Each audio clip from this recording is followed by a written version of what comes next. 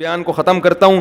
تو ہم نے سورہ بنی اسرائیل میں پیغمبر پر اعتراضات، اسلام پہ اعتراضات، اللہ نے اس کے بھی جوابات دیے. پھر ہم نے سورہ کہف پڑھی ہے جس میں خضر علیہ السلام کا بھی واقعہ ہے کہ موسیٰ علیہ السلام نے کہا تھا کہ اے اللہ، لوگوں نے موسیٰ علیہ السلام سے پوچھا زمین میں سب سے بڑا عالم کون ہے؟ انہوں نے کہا میں. اب بات تو بالکل صحیح تھی ٹھیک ہے نا، بات بالکل، کیونکہ پیغمبر سے بڑا عالم کوئی نہیں ہوتا. لیکن اللہ کو آپ کا یہ انداز پسند نہیں آیا. یہ بخاری کی حدیث ہے. اللہ نے کہا کہ اے موسیٰ، کچھ علم ہم نے دوسروں کو بھی دیے ہیں. تو حضرت خضر علیہ السلام کے پاس موسیٰ علیہ السلام گئے تو خضر علیہ السلام سے ملاقات ہوئی. خضر علیہ السلام نے کہا کہ موسیٰ علیہ السلام نے کہا مجھے اللہ نے آپ کے پاس بھیجا ہے. انہوں نے کہا ٹھیک ہے بھیجا ہے، تو اب میرے ساتھ سفر آپ نے جو کرنا ہے اس میں پورے سفر میں آپ نے خاموشی اختیار کرنی ہے، اعتراض نہیں کرنا، کیونکہ اللہ نے بھیجا ہے اور میں بھی اللہ کی طرف سے مامور ہوں، تو میں کوئی کام غیر شرعی نہیں کروں گا. حضرت موسیٰ نے کہا ایگریمنٹ کر لیا، بھائی ٹھیک ہے بھائی ہمارا وعدہ ہے. تو خضر علیہ السلام چلے موسیٰ علیہ السلام کے ساتھ. موسیٰ علیہ السلام کے ساتھ ان کے خادم بھی تھے. تو جب گئے ہیں تو کشتی میں جب بیٹھے ہیں تو کشتی کنارے پہ لگنے والی تھی اور خضر علیہ السلام نے کشتی کا پھٹا پھاڑ دیا، اس کو عیب دار بنا دیا.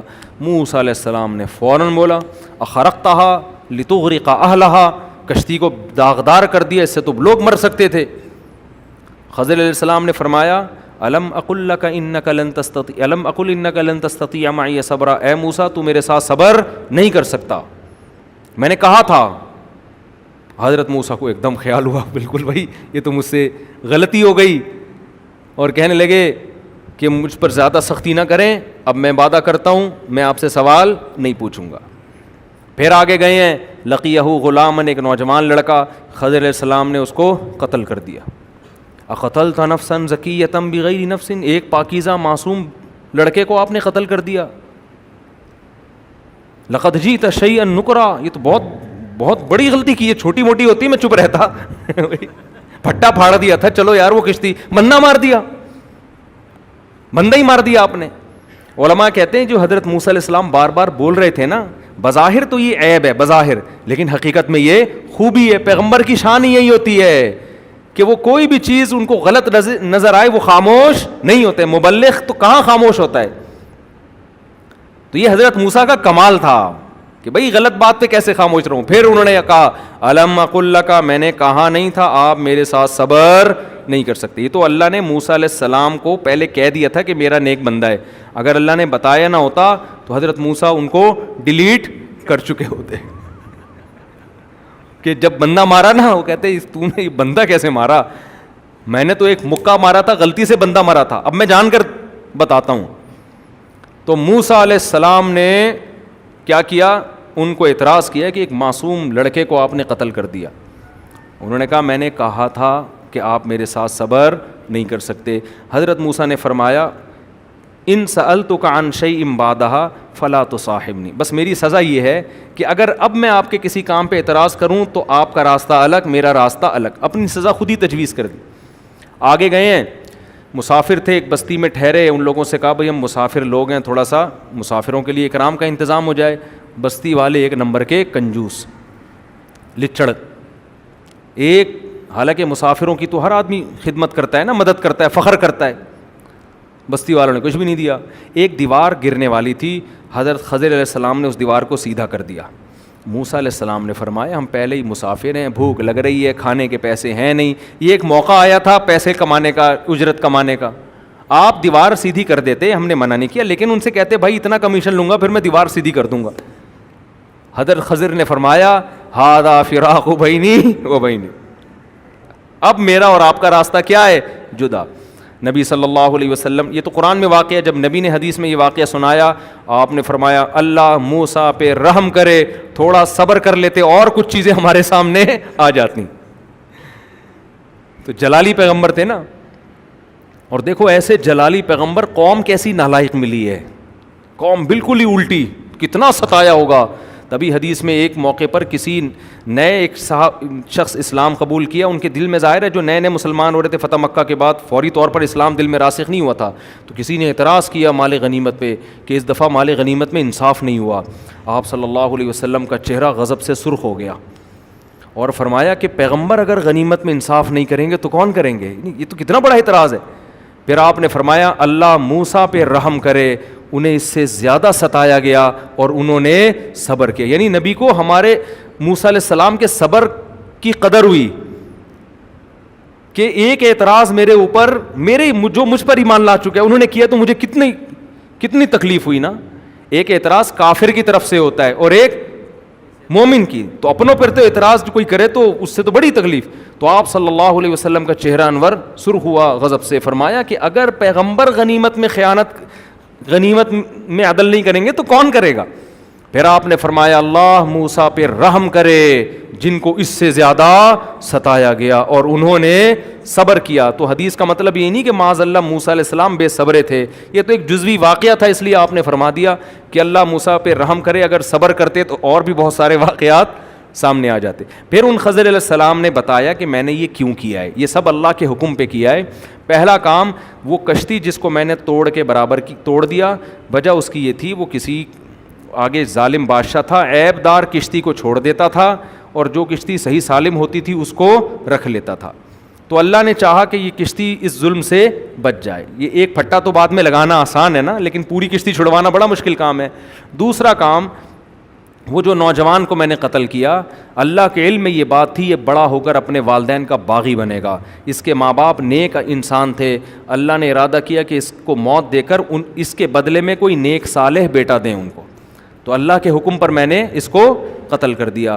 اور تیسرا، جو دیوار تھی اس کے نیچے یتیم بچوں کا خزانہ تھا، اور وکانہ ابوہما صالحا، ان کے والدین نیک صالح تھے.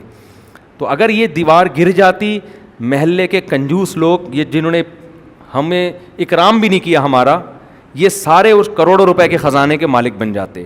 تو اللہ نے ارادہ کیا کہ یہ دیوار ابھی نہ گرے، بچے جوان ہو جائیں گے، مضبوط بن جائیں گے، پھر ان کو پتہ چلے گا ہمارے والدین نے یہاں خزانہ دفن کیا تھا، تو والدین کے خزانہ ان کی ملکیت میں آئے گا. تو یہ اللہ نے ہمیں واقعہ کیوں سنایا؟ اس لیے کہ اس میں ہمیں اسباق ملتے ہیں. اسباق یہ ملتے ہیں کہ اللہ تعالیٰ، اس کو کہتے ہیں تکوینی کام. ایک ہوتے ہیں شریعت، تشریعی کام. تشریعی کیا ہے؟ نماز، روزہ، حج، زکوٰۃ، یہ اللہ کے آرڈر. ایک ہوتا ہے تکوینی. دنیا میں نظام کائنات چل رہا ہے نا، تو بہت سارے کام اللہ فرشتوں سے لے رہے ہیں، یہ تکوینی کام کہلاتے ہیں. کوئی بیمار ہو رہا ہے، کوئی ٹھیک ہو رہا ہے، کسی کے رزق میں اضافہ ہو رہا ہے، کوئی کسی کی ٹانگ ٹوٹ رہی ہے، کسی کی لاٹری کھل رہی ہے.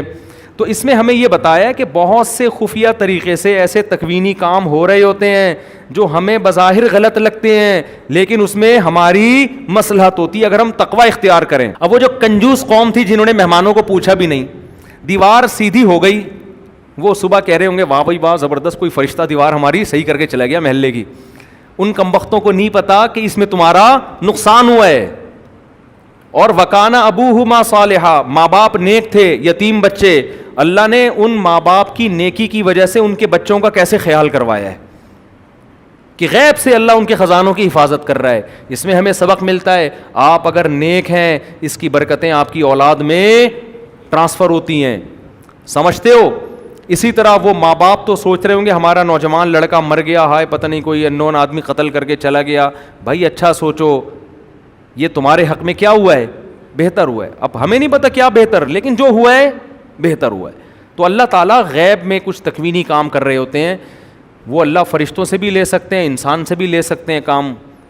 لیکن اس کا یہ مطلب نہیں ہے کہ آپ کسی انسان کو یہ خضر سمجھنا شروع کر دیں کہ یہ اللہ شاید اس سے بھی کوئی تکوینی کام لے رہا ہو. یہ جو عامل وامل ہیں ان سے بالکل متاثر ہونے کی ضرورت نہیں ہے.